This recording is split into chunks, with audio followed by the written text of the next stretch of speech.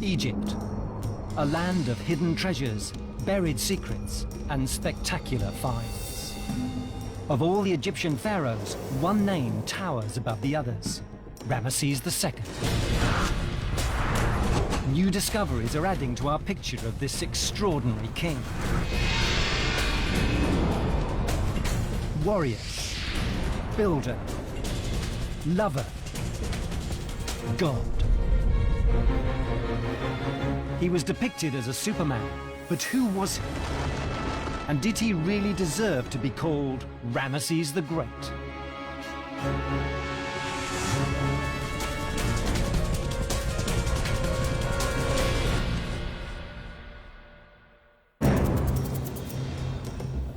Cairo today, a 21st century city changing at breathtaking speed.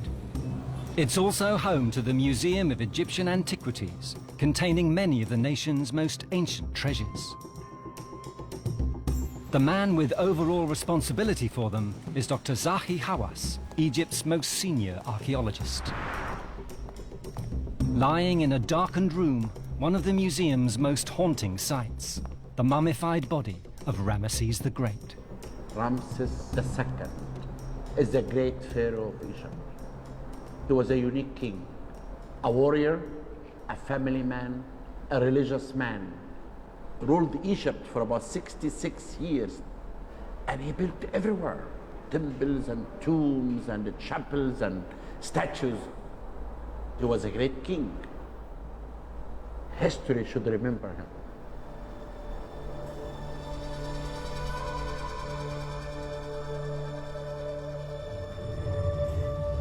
Ramses' reign began around 1279 BC.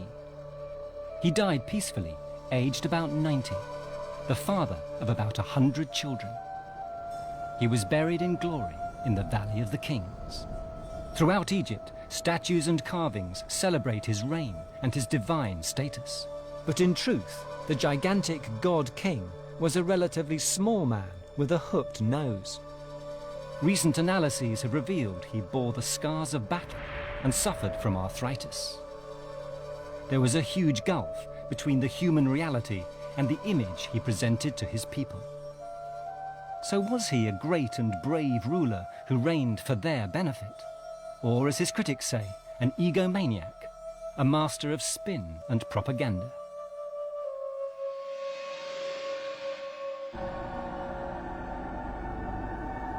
When Ramses came to the throne, the pharaohs had already reigned for almost 2 millennia. The pyramids had been standing for over 1,000 years. He inherited a large, prosperous empire. It stretched from deep in the African desert right up to the Mediterranean Sea and the Middle East. It was the most powerful nation in the ancient world. It held the largest empire the ancient world had ever known. It was itself wealthy beyond the dreams of avarice. Ramses had suddenly become one of the most powerful men in the world. But hostile powers threatened the young pharaoh. Nubians to the south, Libyans to the west, and Hittites to the east. Egypt's wealth put Egyptians in grave danger. It made them an obvious target. And because of that, call it jealousy if you will, Egypt was often faced with potential threats from foreign governments. Egypt needed strong defenses and a strong leader. Ramses was only about 25 when he came to the throne. So how ready was he for the challenge ahead? Part of the answer lies deep in southern Egypt at Abydos. This is the sacred city where Ramses' father, King Seti, built a temple to honor the pharaohs and their gods. Dr. Peter Brand is a world authority on the 19th dynasty, Ramses' bloodline. He's well qualified to decipher the hieroglyphs of the period. And it's here at Abydos that Ramses left an account of his childhood, suggesting he was well prepared for the sacred role of pharaoh and general. We actually know what Ramses was doing before he became king from an inscription he left in Seti's temple at Abydos, and that he was made general of the army when he was only 10 years old. He says that all the officials bowed to him, and that all the affairs of Egypt were told to him, and that he actually was making decisions on the administration of the country. It was a military family.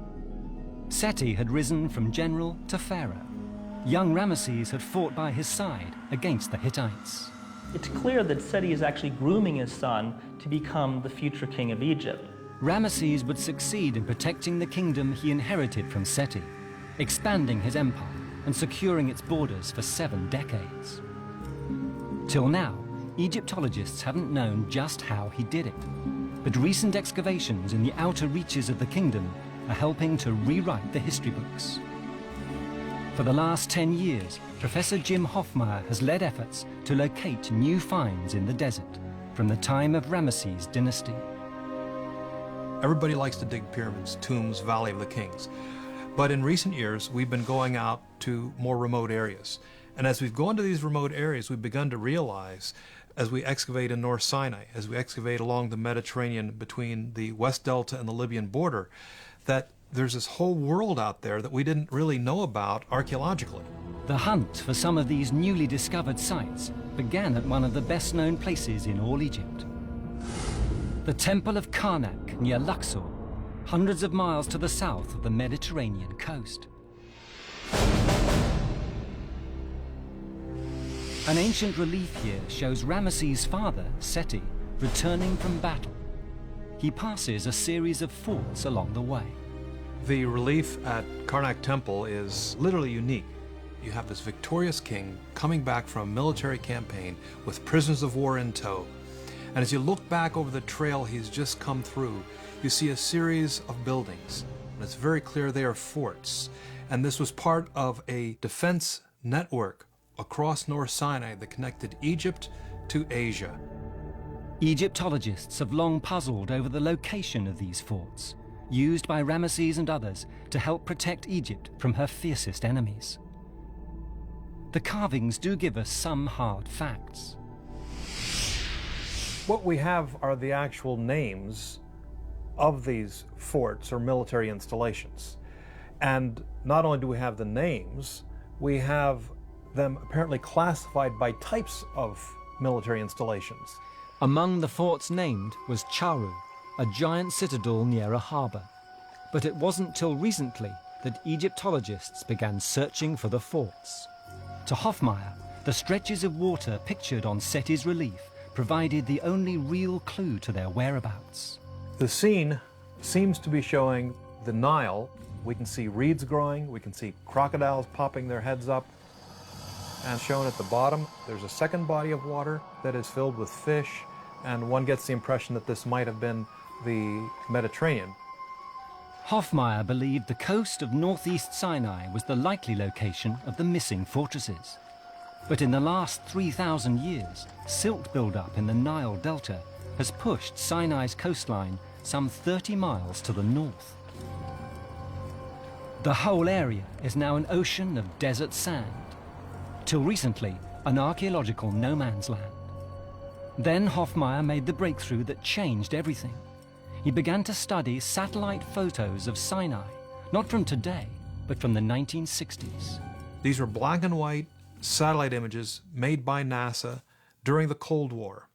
For our area of northeastern Sinai, they're actually more valuable than the best up-to-date Google images, because the newest images have all the interference that's caused by recent agricultural development, building, power plants, roads, and so we prefer actually using 1968 black and white satellite images. Most unexpectedly, these images were a window back in time. Looking through it, the archaeologists could see the landscape of ancient Egypt. In his hunt for the forts of Ramesses the Great, Jim Hoffmeyer scoured the NASA satellite photos of the Sinai Desert. He only had one reference point from today's Egypt, the Suez Canal. As we moved to the right from the Suez Canal into Sinai, we can see different shades, and we could see a chalky white line. The chalky white line was the bed of an ancient branch of the Nile, now long since run dry, the Pelusiac River. The photos also showed where the northern coast had once been. I actually was able to predict where the fortress should be located based on the topographical considerations. The search now focused on the area around the ancient course of the Pelusiac. It soon revealed a cluster of forts. And in 2006 at Tel El Hebwa, a massive fortress was discovered right where Jim Hoffmeyer had predicted. Archaeologist Saeed Abd-Alim was part of the team from the Supreme Council of Antiquities that made the momentous new find. I'm kneeling next to a huge exterior wall made of a layer of mud brick, stepped to provide strength and support the walls. We have revealed 2 feet, but the wall goes down for another 6 feet.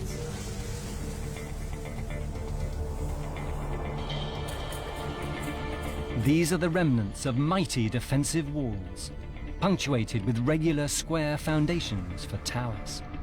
Along the wall, there were many towers, and these towers were guarded by armed soldiers. These walls with the towers made it very strong. It would have been very difficult to attack. The archaeologists soon realized they had found one of the most important forts depicted on Seti's relief, Eastern Charu. To find the archaeological site of Hebwa, or ancient Charu, was a very important discovery in our understanding of this area. This was the frontier town of Egypt. The site is now being excavated.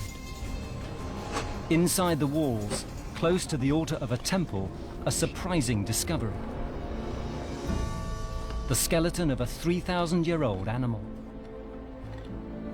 Here in a side room, we revealed a sacrificing burial. It's an ox.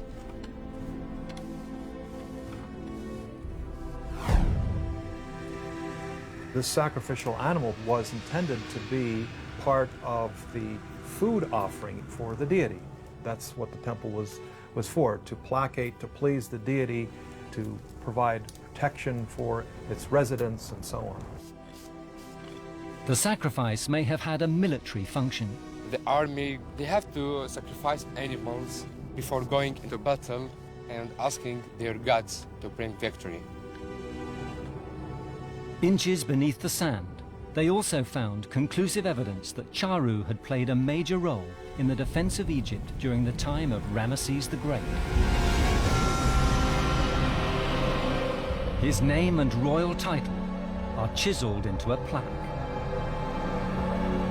He's shown making an offering to the gods to preserve cosmic order, or Ma'at. It was the pharaoh's most sacred task to preserve Ma'at, the changeless stability which the Egyptians saw as the bedrock of happiness. The offering of Ma'at in this way is very much a kingly prerogative.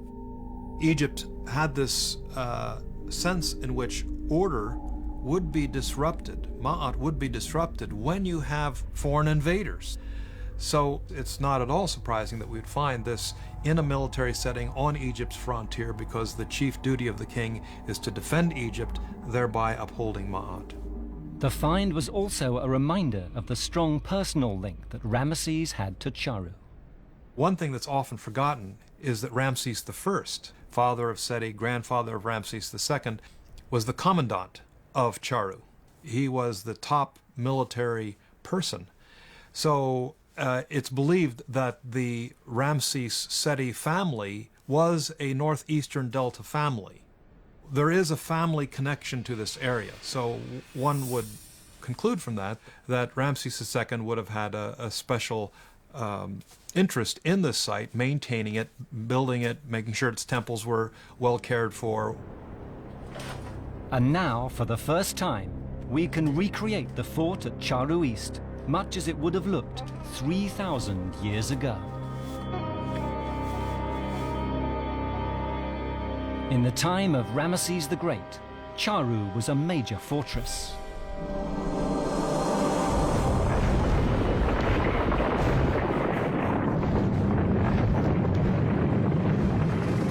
Its mud brick walls were 30 feet high and over 40 feet wide. Studded with 24 huge towers, they enclosed over 20 acres. Inside, army barracks and storehouses. At the center, Ramses' temple. We need to think of it not just as sort of an outpost with a handful of soldiers, but a place where thousands of soldiers would have been, and certainly where the troops would have been marshaled for major military campaigns. The twin forts at Charu formed part of a whole chain of forts now being discovered. They protected the Horus Ways. Now some 30 miles south of the coastline, this was the route that followed the Pelusiac to Charu and on to the Middle East. If he wanted to maintain the empire, this was the place from which to do that. This was the launching place for military campaigns. This was the logistical base, the nerve center, if you will, for all military and economic operations in Asia, in the New Kingdom. And northeast of Charu, Egypt had especially dangerous enemies. The young pharaoh was determined to destroy them. Right from the start of his reign, there'd been little doubt who posed the greatest threat to Ramesses and his empire. Egypt was particularly challenged by a new superpower in the Near East, and that was the Hittites from Asia Minor, who were the only other group of people who had as much power and control and perhaps military finesse as the Egyptians. By the time Ramesses became pharaoh, Egypt had already been fighting the Hittites for 30 or 40 years. In the 5th year of his reign, aged about 30, he set out to attack Kadesh, a strategic town near the river Orontes and the Hittite frontier. His father Seti had once captured it, only to lose it again. Our knowledge of the battle Ramesses fought at Kadesh is largely based on a series of giant reliefs he made afterwards. One account can be found at Karnak. It portrays his 400-mile march to Kadesh, just the other side of the Hittite border in what's now northern Syria. It then presents a dramatic account of the ensuing battle. Peter Brand, who's been studying the Karnak reliefs for the past 15 years, believes this one would have astonished all who saw it. Before Ramses II, kings like Seti I, other kings, when they would present themselves in battle, there was no doubt about the outcome. The king sprang on his enemy, and instantly, as soon as he attacked, the enemy scattered and was defeated. But in the relief at Karnak, Ramesses made a radical break with an age-old tradition. He had himself depicted in fierce combat, fighting for his life after being ambushed. He escapes with his life, but only just. After failing to defeat the Hittites or take Kadesh, Ramesses had had to decide how to represent the battle to his own people. His solution was to present himself as a warrior hero who survives thanks to the gods and his own bravery. But the very fact that Ramesses is shown so close to defeat has led to accusations that he was an incompetent general, a blunderer.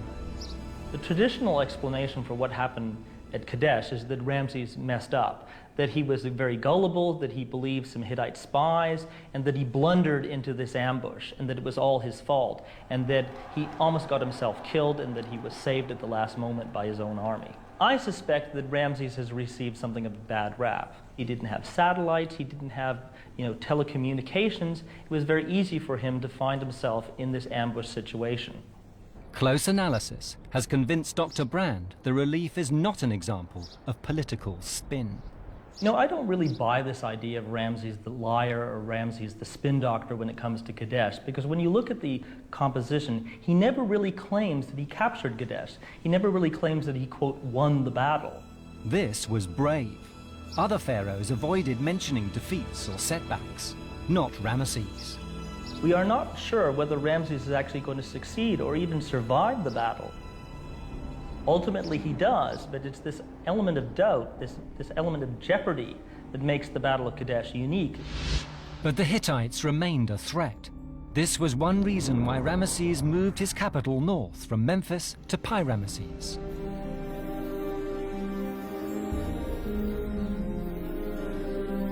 Once an imperious city, now a mass of fragments scattered across farmland. This was Ramesses' jumping off point towards Charu and the Hittite enemy beyond. But after further years of war with the Hittites, in 1258, he'd use a surprising new tactic to secure his borders. Karnak boasts a unique carving. It records Ramesses' peace treaty with the Hittites, the first ever between two equal powers. After more than 50 years of war, the Egyptians and the Hittites both wanted peace.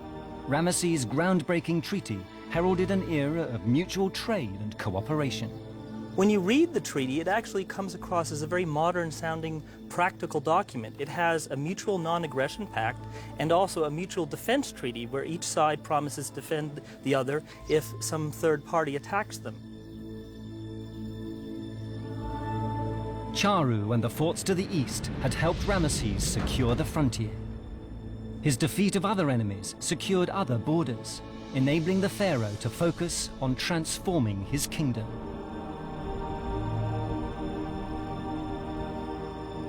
As the scale of his achievements becomes clearer, archaeologists are getting a fuller picture of the inspirational character of Ramesses the Great. He was a man who seemed to be able to take the bull by the horns and do what had to be done in order to administer what was certainly the most far-flung, most powerful empire that Egypt, indeed the ancient Near East, had ever seen. He was a small little man, we know that from his mummy. He wasn't terribly big or physically imposing, but he must have had terrific presence. I always picture that this was a man who, when he looked at you, would make you shake in your boots because of the power that he exuded. It seems Ramesses used his sheer force of personality to help fulfill another of the great duties of all pharaohs, to build. Pharaohs seem to have had a kind of competition going on, each one trying to outdo his predecessor by building bigger and better and more decorated monuments. And part of it is just sort of general rivalry. It also shows you that I am more pious, I have built more temples to the gods, therefore the gods love me more. His father, Seti, had built extensively. Ramesses was putting into practice what he'd learned. Seti seems to have made Ramses responsible for some of the construction projects that were going on late in Seti's reign, and therefore when he became king himself, he had had some on-the-job training in monumental construction. But Ramesses would outdo all his predecessors, building throughout his long reign on a scale not seen since the time of the pyramids. To accomplish this, he needed funding on a gigantic scale. The pharaohs already had a highly sophisticated financial system. He perfected it. Dr. Peter Brand sees the evidence for this on the west bank of the Nile at Luxor. Row upon row of mud brick buildings. These warehouses consist of long galleries with vaulted ceilings. They actually have the arch. Now, we always thought that the Romans invented the arch, but in fact the Egyptians used a kind of arch to cover these storage magazines made of mud brick hundreds of years before the Romans built them of stone. The commodities stored inside financed Ramesses' dreams. In ancient Egypt, the economy is based on grain. Grain is, if you will, cash. The farmers paid their taxes in grain. This is collected by the government and stored here. So these storage complexes were the central banks of ancient Egypt. And here the government collected its taxes, stored it, and then paid it out to its employees. Filled to capacity, the giant granaries Ramesses built here would have fed about 20,000 people for a year, enough to pay the wages for a host of builders. So what Ramses II has created here is a kind of economic foundation, a corporation, if you will. This is the central business district of Ramesside Thebes.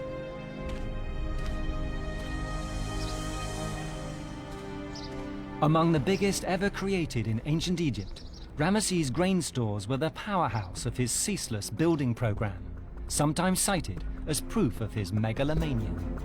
I don't think this is an example of his egomania, his megalomania. Ramses was pharaoh at a time of great economic well-being.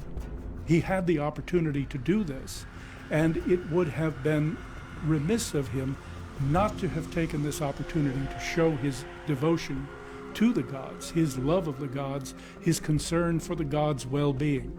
It's a way of ensuring that they are going to look favorably not only on him, but on all of Egypt and Egyptians. His first major task was to complete the Great Hall at Karnak, begun by his father Seti.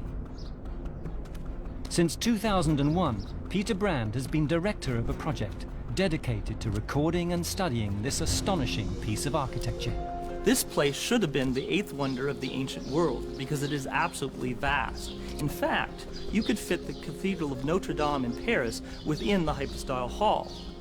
Every Egyptian temple was at the house of a god. In fact, the Egyptians called these kind of temples mansions of the gods. This was the god's living room. It covers over 60,000 square feet and consists of 134 columns in 16 rows. Most of them are 50 feet high.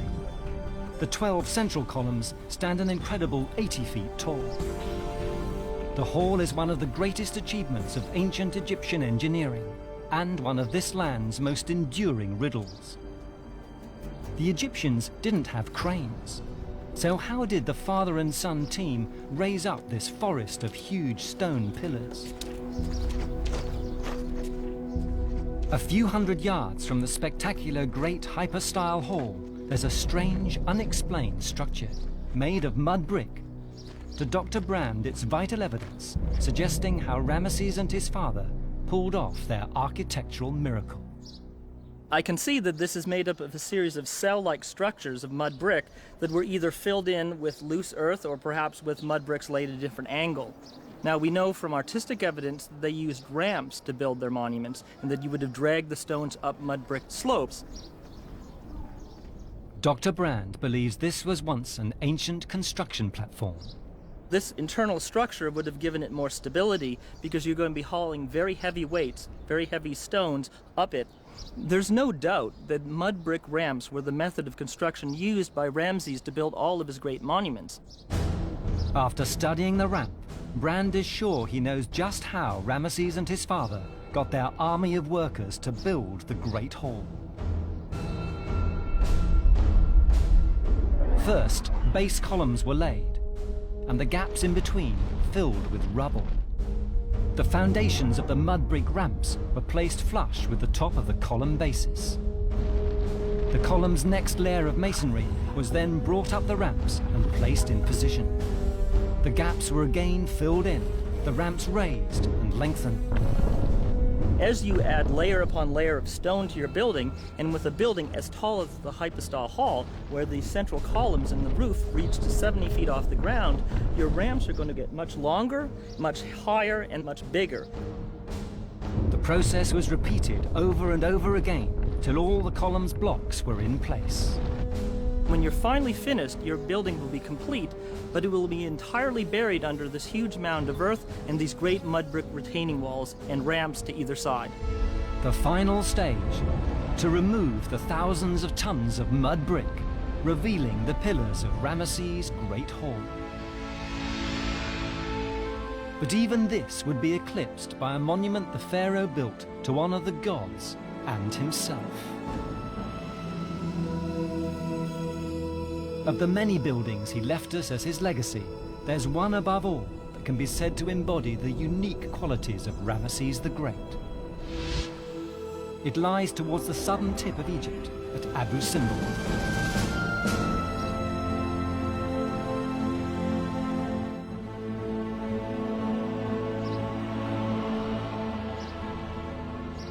This is the Temple of Abu Simbel, and that is why they call him Ramses the Great.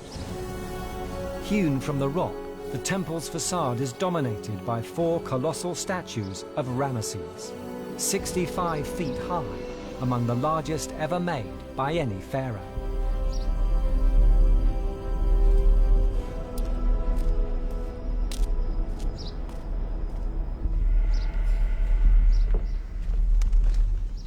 In the entrance hall, 8 other statues of Ramesses, 33 feet tall.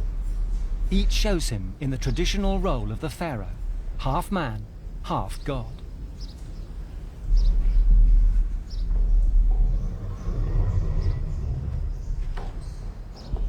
The Egyptian pharaoh occupied an unusual position. He was, in effect, an intermediary between man and God. And by virtue of that, by the time of the 19th dynasty, he was seen to be both human and divine. He was referred to as the living Horus, the god who is most closely associated with Egyptian kingship. But another chamber shows Ramesses wasn't content with semi-divine status. He wanted to go one step further. Now, what's interesting about this chamber, which shows, of course, the king worshiping various deities as is normal, is one of these scenes here shows a very unique god. He's seated on a divine throne, and when you look at his headgear, he's wearing a sun disk that's typical of a solar god. These ram's horns that curve around his ear, this represents him as an aspect of the god Amun of Thebes. And of course, he's holding scepters that are held by a god. Above the carving, a hieroglyph reveals its identity. This particular god is in fact Ramses himself. He has the title Ramses the Great God. And when you have that title, it indicates that you're actually dealing with a full-fledged divinity. The king himself as a living incarnate god that is unique to Ramses. His subjects would have had no doubt what the giant statues at the entrance signified, for they too represented Ramesses as a fully fledged god. It's a fact often lost on visitors today. People always like to think that these statues are somehow guardian statues, but what they actually are gigantic cult figures to receive worship. They represent the divine aspect of the king. In fact, each one of them has an individual name, such as Ramses, the sun god of rulers, and they functioned as part of the royal cult. But why had Ramesses deified himself? The answer may be a practical one. It wasn't that he had a huge ego, he had a huge kingdom. Too much for one man alone. He could not do all of the things in detail that earlier pharaohs had done. Things were just too big, and there were too many complexities now. He was not going out and cutting ribbons at the opening of every temple, but he was, at a higher level, the principal intermediary between man and every god in ancient Egypt. He was the man who brought Ma'at to Egypt and ensured that Ma'at would be present forever and ever. And at Abu Simbel, the god king revealed his very human side in another temple, built for the second most important person in his kingdom, a woman.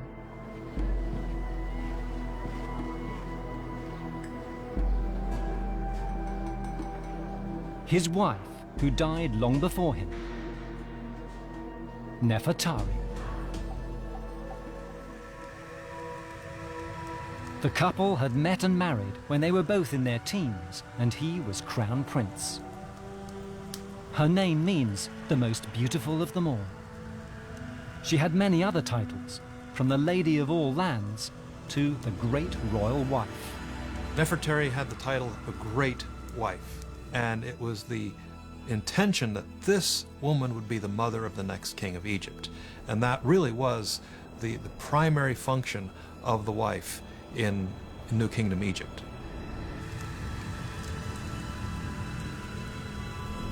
Most unusually, this temple is dedicated to a human being, Nefertari. She shared it with a divine being, the goddess Hathor. The imagery inside confirms Nefertari's exalted status in the Egypt of Ramesses. What we have here looks perhaps fairly typical. You've got an Egyptian queen with this elaborate cow, horns, tall plumes, and a sun disk on her head. She's also holding what we call the queenly flabellum, which is unique to queens. But there's something very unusual about this scene. You have her surrounded by two goddesses, and they are sort of adjusting her crown. Now, usually this type of scene with gods or goddesses are reserved only for the king. This is showing us just how prominent and important the role of Nefertari was in the reign of her husband. Now here it looks rather normal. The queen is shown here offering flowers and wine to the Hathor cow who's sitting in a boat. What's unusual is the person doing the offerings, because instead of the king, who normally does this job, we have Queen Nefertari herself. And this is quite rare. It almost always is the king who performs the temple ritual. I doubt that she was a high priestess who performed the ritual every day, but perhaps at least on certain ceremonial occasions, Nefertari actually did perform the temple ritual for the goddess. This shows her ideological significance, her prominent role during the reign of her husband Ramses II. But the temple may also have been a tribute of Ramses' abiding love. In an inscription, he calls Nefertari his chief queen, for whose sake the very sun does shine. Peter Brand believes there's truth in the legend of their mutual love, and that her death deeply affected Ramses. I think that the death of Nefertari must have been personally devastating for Ramses. This was his chief queen, the mother of his eldest and most important children, and of course his companion for more than 20 years. You can't help but imagine he must have been grief-stricken when she died. The woman he'd called beautiful of face was dead. Ramses planned one last tribute to his departed wife. She'd be buried in the Valley of the Queens, the other side of the Nile from Karnak.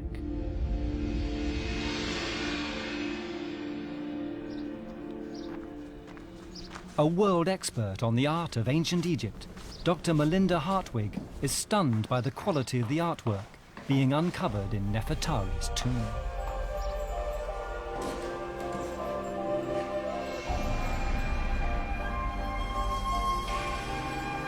I've just walked into one of the most exquisite tombs that was ever done in Egypt. What makes it absolutely breathtaking is the skill with which it was carved out of plaster, the colors that are being used, the details that go into even the smallest hieroglyph. Dr. Hartwig believes Ramses must have employed the finest craftsmen in the land to decorate the tomb.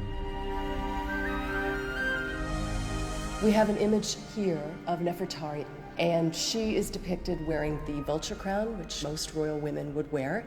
She also has her best clothing on, and the way that it is painted is just extraordinary. Even her skin is done to show blush on her cheeks. The tomb also gives us a glimpse of the pharaoh's feelings for his dead queen. When I look around this tomb, I see the breathtaking representations and the details that even go into the smallest hieroglyph. And it makes me realize that Ramses II valued his wife, he respected her, and that this really is an everlasting monument to his love for her. But it was in the provisions for his own death that the true scale of Ramses' ambitions would finally become apparent. The Valley of the Kings, across the Nile from Karnak. And the site of a series of ongoing discoveries that are revolutionizing our picture of how Ramses governed his kingdom in his later years. For the past 3 decades, archaeologist Dr. Kent Weeks has overseen the excavation and mapping of the valley. In 1987, he opened up a mysterious tomb known as KV5, not far from where Ramses had his own resting place. 8 years later, his team cut through the rear wall of the central chamber and were shocked to find a mysterious corridor over 100 feet long. We thought, how very strange, what could this be? And as we got further into the corridor, we began to see the outline of a figure in the distance, which turned out, of course, to be the statue of the god Osiris, or the statue of Ramses II as Osiris on the back wall. It was a magical moment for us. We realized within 10 minutes of getting into that room that we had uncovered the largest tomb ever found in the Valley of the Kings. And of course, for the last nearly 20 years now, we have been exploring it, and we still haven't found its end. Further excavation has laid open a vast network of chambers. But what were they for? The answer is simple enough. They were for his children. By the end of his reign, Ramses had fathered about 100. 50 or so of them sons and potential heirs. One of the reasons Ramses had so many children is he wanted to make sure that his dynasty would survive, because what had happened to the 18th dynasty is they'd run out of heirs. But by making himself a god, Ramesses changed the nature of kingship. Once you have declared yourself to be divine, there are certain secular things you cannot do. He needed, therefore, someone to deal with the secular affairs of state, things that were now beneath him, if you will. Dr. Weeks believes that Ramesses' solution was power sharing with his own sons. I suspect that in order to handle those secular affairs, he elevated his crown prince, his firstborn, heir apparent to the throne, to be, in effect, an assistant pharaoh. Once that individual came in as the secular head of state, and Ramses continued as the sacred head of state, they were both, in effect, sharing the powers of kingship. But as Ramesses grew older, he outlived many of his sons. And when they died, they needed to be buried like pharaohs. If the son, the crown prince who was now the secular head of state, died before his father, you could not bury him just as an ordinary son might be buried. He was of an elevated status now. He needed something special. And that, I think, is why KV5 came into existence. The tomb is unique because it is fulfilling a unique function, something that the Egyptians had never been confronted with before. How do you bury a secular head of state who, in effect, is an assistant king? The tomb seems to have grown as the need arose. It was initially dug when an heir apparent to the throne died prior to Ramses II. It was enlarged when his successor as crown prince died, enlarged again when his successor died, and so on. As Ramesses lived on, his own tomb lay empty, while the sons who predeceased him were laid to rest in KV5. It has corridors going off like the tentacles of an octopus, leading off a central 16-pillared hall, one of the largest rooms of any tomb in Egypt. Weeks and his team still don't know how many of Ramesses' sons were laid in this family mausoleum, the only one in the Valley of the Kings. It is not intended for the burial of one person, it was intended for the burial of many. We know that as many as 4 sons of Ramses were buried in the tomb. It's possible that there could be as many as 20. But one thing seems certain. Ramesses paid a heavy personal price for living so long. You have to remember that it's his 13th eldest son that actually survives Ramses. And who knows how many other children, grandchildren, perhaps even great-grandchildren died before their great sire, Ramses II. Eventually, I suspect that Ramses would have had to steel himself and become kind of cold or aloof, because otherwise he would be constantly in grief and constantly in sorrow over the death of all these people that he had known. Dr. Weeks is continuing with his quest to work out the precise function of each and every chamber in KV5. It's the biggest tomb we've ever found in the Valley of the Kings, and certainly one of the largest tombs ever found anywhere in Egypt. We are now up to about 130 corridors and chambers, and we have no end in sight. The tomb is still getting bigger every season we dig there. But the tomb Ramesses built for himself was one of the most stupendous ever made for any pharaoh.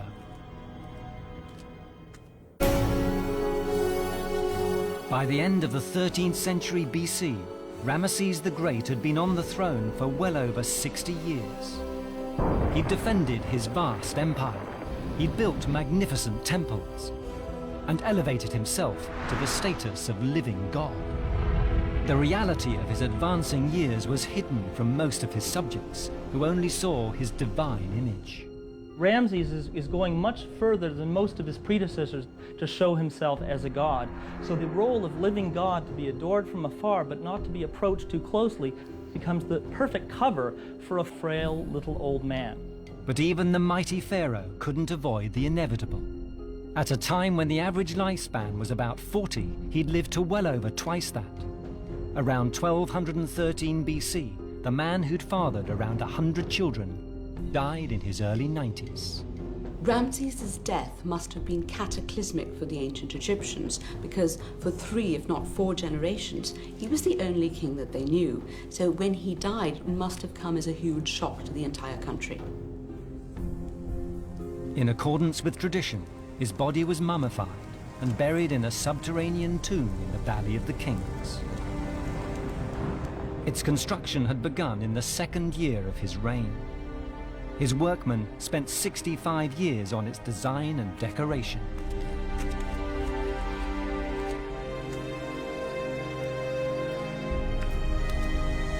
Ramesses clearly intended this to be the most magnificent royal tomb ever built.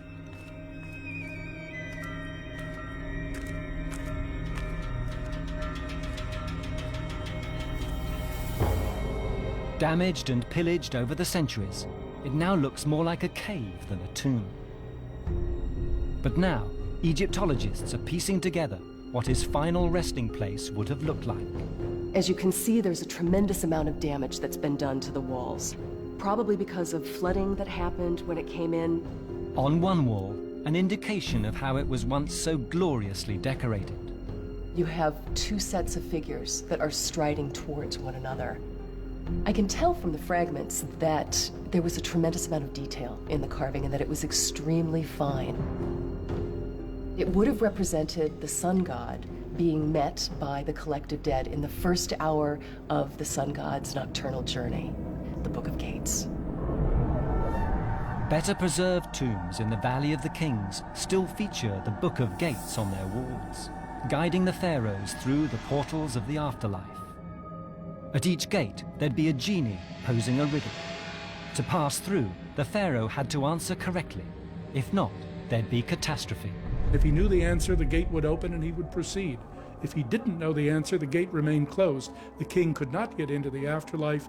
He could not express to the gods the needs of we ordinary mortals, and the human existence as we know it would have vanished.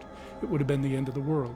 It was extremely important that the tomb be dug and decorated as meticulously and carefully as possible to ensure human continuity, the continuity of life. Much of Ramesses' tomb would have been covered in such texts, guiding him on his journey together with material reminders of his power. If you walked into this burial chamber, you would certainly be struck by the gleaming gold of all the funerary items that had been left for Ramses II, and also by the beauty of the decoration. The treasures discovered in the tomb of Tutankhamun indicate the kind of priceless object that would once have filled the much larger burial chamber of Ramesses. They range from his elaborate death mask to golden furniture studded with semi-precious stones. But the most magnificent object of all would have contained the pharaoh himself.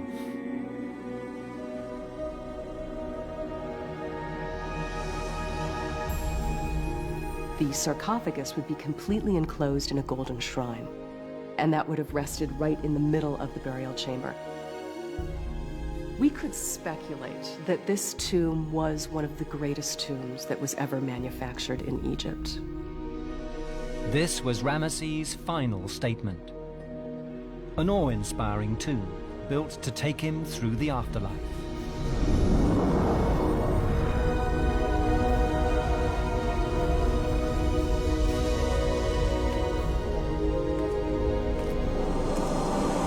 Over 7 decades, Ramesses had remodeled Egypt and redefined the office of the pharaoh.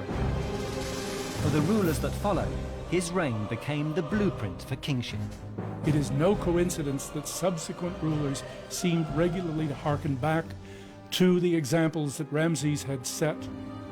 This was, in effect, the idol, the man to be copied.